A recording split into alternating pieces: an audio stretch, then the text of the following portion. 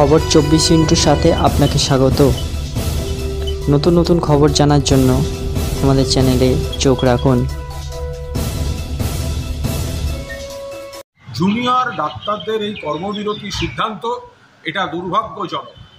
যখন supreme court পর্যন্ত বলেছেন কাজে যোগ দিতে, তারপরে এই সিদ্ধান্ত ভাবা যায় না।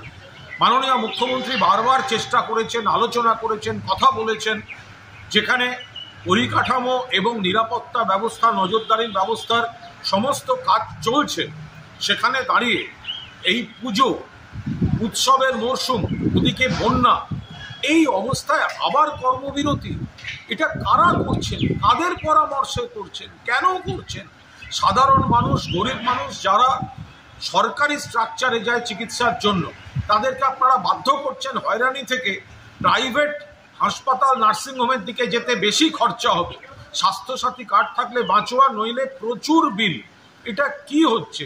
সুপ্রিম কোর্টে আপনাদের লয়ার বলছে আপনারা কাজ করছেন বা কাজ করবেন।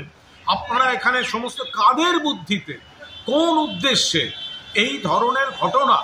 আরজিকর, তার তদন্তে এখন সিবিআই, যে অ্যারেস্ট হয়েছে সেটা কলকাতা পুলিশ করেছে, তদন্তে সিবিআই, আর অন্যদিকে সুপ্রিম কোর্ট হচ্ছে মামলাটি দেখছে।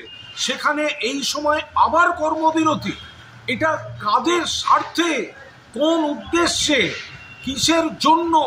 এত মানুষের এই সময়টা চিকিৎসার জরুরি পরিষেবার দরকার হতে পারে, বন্যা পরিস্থিতি রয়েছে, পুজো এবং উৎসবের মরশুম রয়েছে, এত মানুষের অর্থনীতি জড়িত, সেখানে আপনারা এক সাধারণ মানুষের কথা না ভেবে, এটা কাদের পরামর্শ, কারা চাইছে এই ধরনের পরিস্থিতি তৈরি করতে? দয়া করে আপনারা এগুলো পুনর্বিবেচনা করুন এবং মাননীয় মুখ্যমন্ত্রী যেখানে নিজে তিনি বারবার অতীত আহ্বান জানিয়েছেন, আবেদন জানিয়েছেন, আপনারা কাজে যোগ দিন।